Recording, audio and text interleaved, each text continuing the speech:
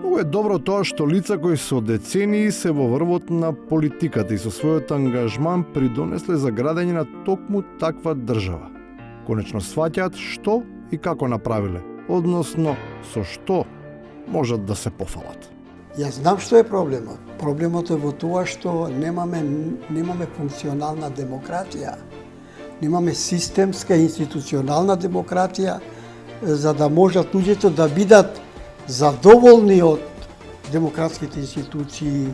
Веројатно причината за тој успех е фактот дека секој од нив ставал по некое ново камче во мозаикот, збогатувајќи ја големата слика, која можеби веќе не изгледа така како што е замислена, затоа што наместо професионализација доминира политизација.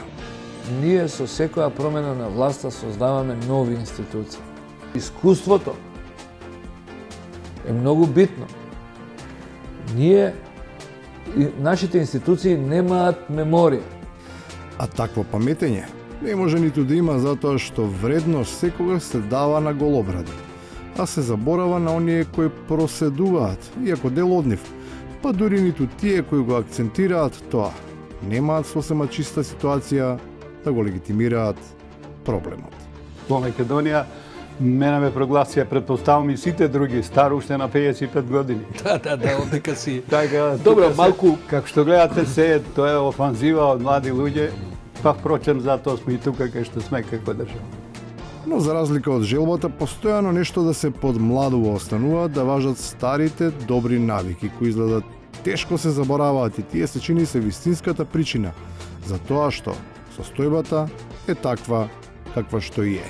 Секој чека, ако удри гром, државата е крива зашто нема ова. Ако преродат пиперките да ми ги откупи државата. Ако не родат пиперките, државата да ми субвенции зашто не роди да пиперките. Значи се е тоа врзано државата, па таков систем пропадна од 90-тите, таа држава да беше толку добра, ќе пропаднеше капитализмот, не социализмот.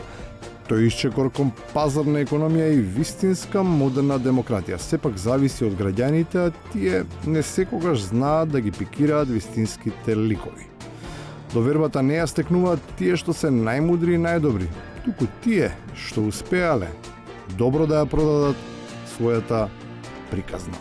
Доколку во оваа држава имаше било каква европска вредност и мерит систем, Оливер Спасовски ќе работеше како, не знам, нешто, ќе стоеше на врата негде веројатно.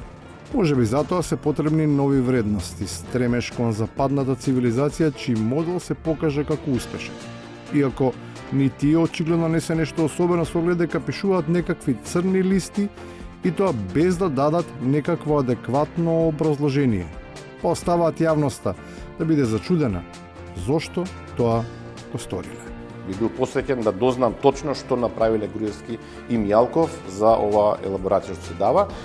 На крајот, не би требало да изненадува дека го добиваме тоа што всушност и самите си го бараме. Види, има една турска изрека, вели ким јер урмалар, гютини термалар. Во превод, тој што јаде многу урма го чеше газот на крај. И тоа се тие нешто што на крај како идеја се плаќаат. Млади или стари, искусни или неискусни, на црна или на бела листа. За цехот што тие го прават, за својот джеб се фаќаат тие што ги бираат. Дури во социјализмот, урмите, сепак, некој мораше да ги плати.